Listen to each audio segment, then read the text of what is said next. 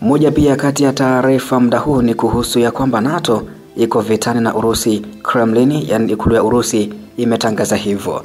Na taarifa nyingine ambayo utasikia muda huu ni taarifa kuhusu makamanda wa kijeshi huko nchini Ukraine wamefukuzwa kazi rasmi. Karibu sana katika undani wa taarifa hizi mbili tofauti. Nitakufahamisha kiundani kabisa kuhusu taarifa ya NATO kuingia vitani na Urusi, ambapo Kremlin imetangaza baada ya propaganda ya kuvuma kwa shambulio la ndege isiyo na rubani huko Poland na Romania. Na utasikia kiundani kabisa kuhusu makamanda wawili wa kijeshi huko nchini Ukraine kufukuzwa kazi. Kabla na ukumbusha kubonyeza neno subscribe kama bado hujafanya hivyo. Nikianza na ripoti kuhusu NATO vitani na Urusi, ambapo Kremlin imetangaza hivyo baada ya propaganda kuvuma kwa shambulio la ndege isiyo na rubani katika baadhi ya nchi za NATO, hasa Poland na Romania. Imeelezwa kuwa kwa kutoa msaada wa kijeshi kwa Ukraine, nchi za NATO ziko vitani na Urusi. Msemaji wa Kremlin Bwana Dmitry Peskov amewaambia waandishi wa habari wa Urusi wakati wa mkutano Septemba 15 kuamkia Septemba 16. Alisema NATO inapigana na Urusi, hilo ni dhahiri na halihitaji uthibitisho, kwani NATO hutoa usaidizi wa moja kwa moja na usio wa moja kwa moja kwa utawala wa kijeshi wa Ukraine au kwa utawala mzima wa Kiev.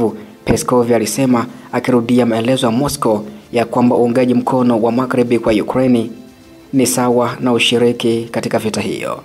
Matamshi hayo yalikuja siku chache baada ya Poland kuthibitisha imetungua ndege zisizo na rubani za Urusi katika anga yake, kisa cha kwanza au kikiwa kisa cha kwanza kabisa kinachogundulika cha mwanachama wa NATO kudungua mali ya kijeshi ya Urusi katika eneo lake.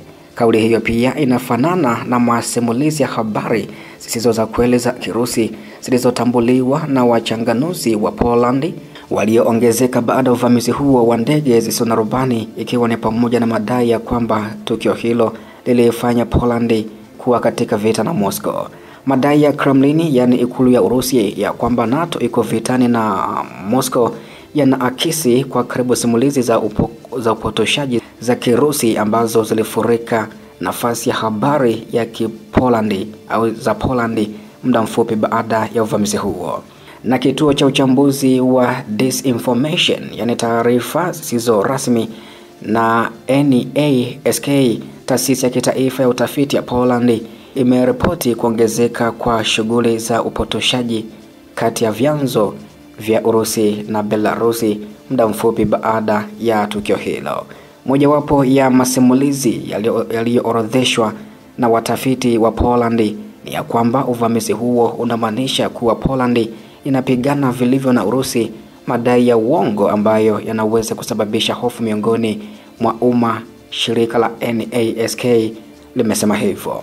Poland na wanachama wengine wa NATO si wapiganaji katika vita vya Urusi na Ukraine, lakini wameipatia Kiev silaha, mafunzo na usaidizi wa kifedha ili kusaidia haki yake ya kujilinda dhidi ya uvamizi kamili wa Urusi, nchi pekee inayopigana huko Ukraine na Urusi.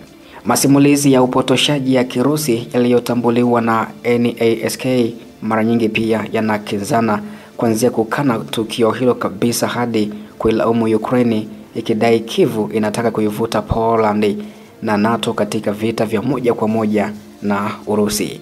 Madai mengine yanaonyesha jeshi la Poland halina uwezo wa kutetea anga ya nchi hiyo au kuhusisha tukio hilo na mvutano wa hivi karibuni kati ya ofisi ya rais wa Poland na Ukraine. Lengo kuu la kampeni hiyo pia ni kubadilisha jukumu la kukiuka anga ya Poland hadi Ukraine na kudharau kabisa hatua zilizochukuliwa na jeshi la Poland na huduma za usalama. Rais Futura NGO, yani shirika la Poland, pia lilisema uvamizi huo ulifuatiwa na operation ya kisaikolojia iliyopangwa yenye lengo la kuongeza hisia, kuweka maoni ya umma na kudhoofisha kabisa imani katika jimbo la Poland na washirika wake. Uchambuzi wa mitandao ya kijeshi wa NGO hiyo ulifichua ya kuwa masimulizi mengi yaliyojirudia katika anga ya mitandao ya kijamii ya Poland, kipengele cha kawaida cha operation iliyoratibiwa badala ya mitikio ya kweli ya umma. Na kwa sababu hiyo basi masimulizi yanaonyesha tukio hilo kama uchochezi wa Kiukrainia, na operation ya bendera ya uongo ilikuwa kubwa miongoni mwa wachambuzi wa mitandao ya kijamii, ikiwa ni 38%, ikifuatiwa na wale walioilaumu Urusi kwa 34% kulingana na uchambuzi huo. Shambulizi hilo la ndege ambazo hazikuwa na rubani halikutumiwa tu kama tukio la kijeshi, lakini zaidi ya yote kama zana ya vita vya kisaikolojia, ripoti ilieleza hivyo. Poland pia imeingizwa katika awamu inayofuata ya mzozo wa mseto, ambapo uwanja vita kuna nafasi ya habari. Waziri wa mambo ya nje wa Poland Bwana Radosław Sikorski yeye alisema kwamba wazo la kufunga sehemu ya anga ya Ukraine yenye ulinzi unaosimamiwa na NATO linaweza kufufuliwa baada ya mashambulizi hayo. Rais wa zamani wa Urusi Bwana Dmitry Medvedev, anajulikana kwa matamshi ya uchochezi, alisema ya kwamba hatua yoyote ya NATO ya kutekeleza eneo lisilo la ndege itamaanisha vita kati ya NATO na Urusi, ambapo maafisa wa Poland waliweza kuripoti kuwa ndege ambazo zilikuwa takriban 21 zisizokuwa na rubani za Urusi zilikiuka anga ya nchi hiyo wakati wa mgomo wa Septemba 14 ziliweza kunaswa. Na NATO pia imezindua misheni yake ya walinzi wa mashariki kufuatia tukio hilo. Licha ya taarifa hiyo ya NATO vita na Urusi, Kremlin imetangaza hivyo baada ya uvumi wa shambulio la ndege ambazo hazikuwa na rubani huko Poland na Romania. Taarifa nyingine ni makamanda wa kijeshi wa Ukraine wamefukuzwa kazi rasmi. Kamanda mkuu Oleksandr Syrskyi amewafuta kazi Volodymyr Zelenko na Maksim Kituhin, makamanda wa kikosi cha jeshi la 17 na 20.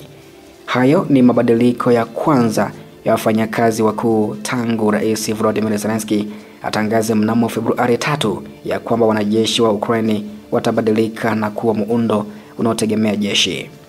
Makamanda wote wawili waliripotiwa kuondolewa wiki moja hadi 2 zilizopita kufuatia hasara katika uwanja wa vita katika maeneo waliokuwa chini ya amri yao, kulingana na taarifa ya Ukrainska Pravda imeripoti hivyo.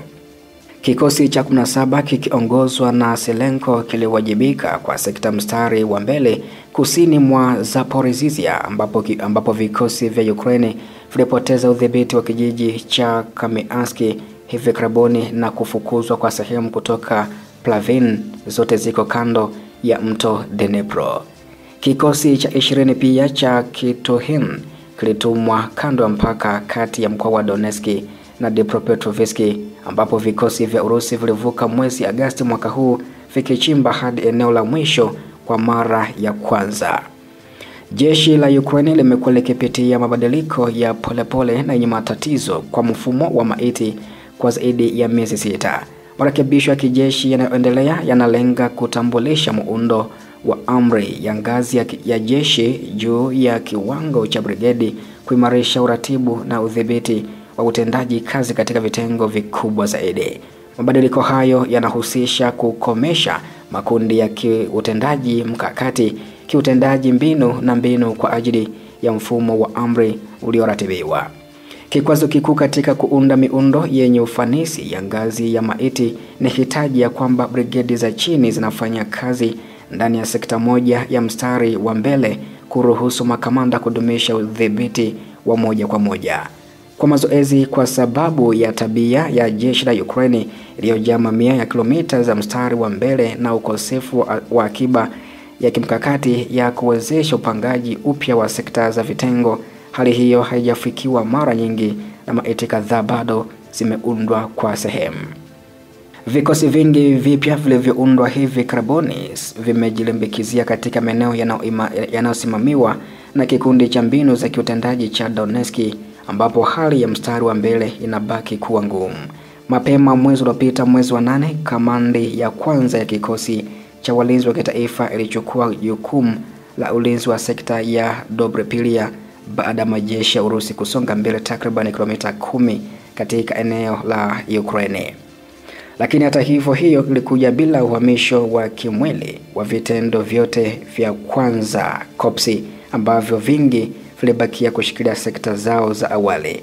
Kaskazini zaidi, kikosi cha 3 cha mashambulizi cha Ukraine kimepata mafanikio zaidi kuunda muundo wa kikosi cha pamoja katika eneo lake la wajibikaji kati ya miji ya Lyman na huko Borova. Asante kwa muda wako. Pia taarifa zingine zaidi endelea kutufuatilia kila siku na kututembelea kila siku kwa ajili ya kupata taarifa zote hizi kutoka kitaifa na kimataifa.